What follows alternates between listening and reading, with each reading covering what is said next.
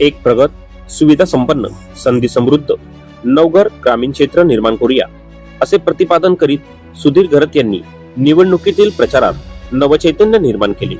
नवघर जिल्हा परिषद व पंचायत समितीच्या निवडणुकीच्या प्रचारार्थ नवघर, पागोटे, कुंडे क्षेत्रासह विकासाचा नवा संकल्प करून युवा ते अनुभवी सर्वांसाठी संधी देण्याच्या दृष्टीने सौ प्रभावती राजाराम भोईर जिल्हा परिषद उमेदवार, तर युवा नेतृत्व म्हणून हरेश गंगाधर भोईर पंचायत समिती उमेदवार डोर टू डोर नागरिकांशी प्रचार संवाद करीत असल्याचे प्रचारात दिसून आले. 28,000 लोकांची आकांक्षा, समस्या आणि संकल्प एका गावचे नाहीत, तर ते संपूर्ण क्षेत्राच्या समृद्धीचा प्रश्न आहे, असे प्रतिपादन माजी जिल्हा परिषद सदस्य विजय भोईर यांनी सांगत विरोधकांना आव्हान दिले. तर एका विकासाचा नवा मार्ग अनुभवी व युवा नेतृत्वाच्या रूपाने देणे भाजप पक्षाचे विशेष धोरण असल्याचे सांगत पक्ष संघटनेच्या सहकार्यांच्या कार्याचे कौतुक सीमा घरत यांनी यावेळी भाजपाचे सुधीर घरत, विजय भोईर माजी जिल्हा परिषद सदस्य, रवी वाजेकर माजी उपसरपंच, योगेश तांडेल जिल्हा चिटणीस जयप्रकाश पाटील, गाव अध्यक्ष जयप्रकाश भोईर तसेच महिला आघाडीच्या नेत्या सीमा घरत, पल्लवी भोईर, योगिता तांडेल, अनिता भोईर व मयुरी पाटील, अन्य पदाधिकारी व कार्यकर्ते, स्थानिक ग्रामस्थ मोठ्या संख्येने या प्रचारात सहभागी होताना दिसून आले.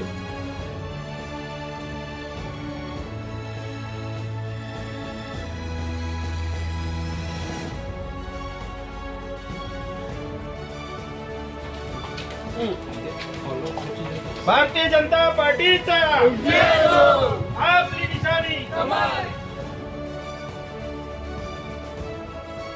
प्रत्येक नागरिकाशी आमचा चांगला संबंध असल्यामुळे आम्हाला काही त्याचं हे होत नाही. ग्रामीण भागातील कुठल्या विकास कामांना आपण प्राथमिकता द्याल?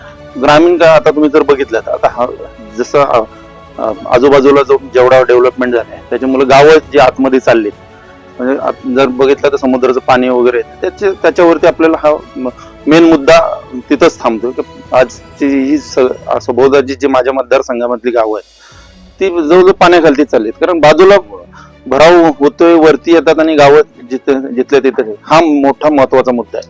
शेतकरी भूमीहीन आता शेतकऱ्यांनी आपली शेती विकासालाच दिलेली आहे, त्याच्यामुळे सिडको इथं महत्वाचा मुद्दा आहे. सिडकोच्या मार्फत बरीच विकास कामं होत असतात आणि रोजगाराचं जर बघितलं तर आजूबाजूला मोठमोठे डेव्हलपमेंट होतात आणि तिथं रोजगार उपलब्ध हा शासनाच्या मार्फत आपल्याला रोजगार मिळणारच आहे. हे जे बोलणारे आहेत ना हेच ते त्यांना ती माहिती आहे धनशक्ती कशी वापरायची आणि ही कशी वापरायची, त्याच्यामुळे त्यांना ते माहिती आहे ते कशा यंत्रणा चालवायच्या. आमच्या सारख्यांना ते माहिती नाही. आम्ही आमचं डोर टू डोर प्रचार आणि प्रत्येकाला आम्ही समजावून आमचं मतदान मागण्याचा प्रयत्न करणार आहोत. पूर्ण निवडणुकीमध्ये बघितलं तर महाविकास आघाडीकडं करण्यासारखं काय आहे, कारण त्यांना केंद्रात राज्यात सत्ता नसल्या कारणाने त्यांना आज कुठलीही निधी वर्ग करता येत नाही. मग पंचायत समितीच्या माध्यमातून किंवा जिल्हा परिषदेच्या माध्यमातून ज्या मोठ्या मोठ्या योजना आहेत किंवा राज्य शासन केंद्र शासनातून निधी येणार आहेत ते कुठल्या बेसवर आणणार आहेत आणि काय विकासाची कामं करणार आहे, तो ध्येय आम्ही, कारण आमच्याकडे राज्यात केंद्रात सत्ता असल्या कारणाने आम्ही येणाऱ्या काळामध्ये निवडणुकीनंतर आम्ही झपाट्यानं उरणची प्रगती करू हा विश्वास आम्हाला आहे. की गेली अनेक वर्ष तेच ऐकून आम्ही कंटाळलो, कारण केंद्रातून राज्यातून त्यांना निधी आणून विकासाची कामं करताच येत नाही. त्याच्यामुळे आता तिजोरीच्या चाव्याच आमच्याकडे आहेत. त्याच्यामुळे या सगळ्या मतदार बंधू आणि भगिनींना एकच सांगते की कमळ ही निशाणी बघूनच विकासाच्या दृष्टिकोनातून आपण मत येणाऱ्या 7 तारखेला करायचं. माझं नाव हरेश भोईर, मी मूळ रहिवासी पांजेगावचा असून एक आमचे उरणचे आमदार माननीय महेश बालदी यांनी मला एक युवा कार्यकर्ता आणि युवांचे प्रश्न कसे सुटतील यासाठी त्यांनी मला एक उमेदवारी बहाल केली.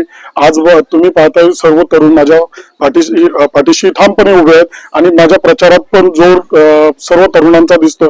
जर जेवढे तरुण येतात तेवढी त्यांची फॅमिली, त्यांचे आई असू द्या, वडील असू द्या, सर्व माझ्या प्रचारात उतरलेत आणि मला गर्व आहे की एक युवा कार्यकर्त्याला आमदार साहेबांनी उमेदवारी दिली. माझं आता मी युवा असल्यामुळे माझं फोकस असणारे विजन आहे की युवा वर्गाची जी बेरोजगार आणि त्यांची जी काही राहिलेली कामं असतील ते मी सोडवण्याचा प्रयत्न करणार आहे. एक युवा कार्यकर्ता आहे आणि सामान्य घरातून आलेला कार्यकर्ता आहे. त्याची मुलं ही सुधीरबाई असू द्या, सीमाताई असू द्या, आणखी विजय भोईर असू द्या किंवा विकासदादा असू द्या, ही लोक माझ्यासाठी पुरेपूर प्रयत्न करतात आणि त्यांचं खरंच मी मनापासून आभार व्यक्त करतोय की त्यांनी माझ्यासारख्या एका कार्यकर्त्याला उमेदवारी दिली आणि माझ्यासाठी ते प्रचारात स्वतः उतरले.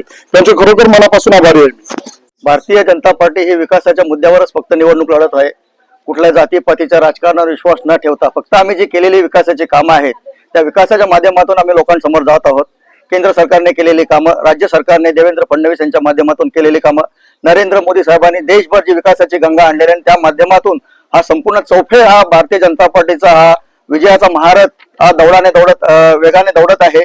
मग त्या नगरपालिकेच्या निवडणुका असतील, महानगरपालिकेच्या निवडणुका असतील, याचा सर्व लेखाजोखा जनतेसमोर आहे. आणि ज्या विश्वासानं आज भारतीय जनता पार्टी समोर आज आम्ही जे कामं केलेले त्या कामाच्या अनुषंगाने आम्ही आज लोकांसमोर मतं मागत आहोत. या ठिकाणी आमचे जिल्हा परिषद सदस्य उमेदवार सौ प्रभावती भोईर या आमच्या उमेदवार आहेत, सक्षम अशा उमेदवार आहेत. विकासाचं काम त्यांच्या माध्यमातून त्यांचा मुलगा विजय भोईर ते पहिले जिल्हा परिषद सदस्य राहिलेले आहेत. त्यांनी अनेक कामं केलेले, लोकांची सर्वसामान्यांचा संपर्क आहे. दुसरे आमचे पंचायत समितीचे उमेदवार, नवघर पंचायत समितीचे उमेदवार हरेश भोईर, हे सुद्धा तळागाळात काम करणारा असा कार्यकर्ता. कुठलाही परिवार न बघता भारतीय जनता पार्टी नेहमी हे सर्वसामान्य कार्यकर्त्याला मोठं करण्याचं काम करते आणि जो लोकांच्या सोबत जोडलेला आहे अशा लोकांना उमेदवारी दिलेली आहे. बेनकर पंचायत समितीतून आमचे उमेदवार आहेत, मिलिंद पाटील त्या ठिकाणी आहेत, तो सुद्धा एक तळागाळातला कार्यकर्ता आहे. विद्यमान त्यांच्या मिसेस या सरपंच आहेत.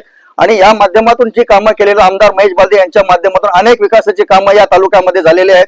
लोक प्रचार करतात, जातीपातीचा प्रचार करतात, परंतु यावेळी जी चूक नगर परिषदेमध्ये झालेली आहे ती न करता यावेळी आम्हाला ठाम विश्वास आहे की आमदार महेश बालदी साहेबांच्या नेतृत्वाखाली जी विकासाची कामं केली ती विकासाची कामं घेऊन आज आम्ही जनतेसमोर जात आहोत आणि त्याच अनुषंगाने लोक आम्हाला भरघोस मताने मतदान करतील आता आम्हाला ठाम विश्वास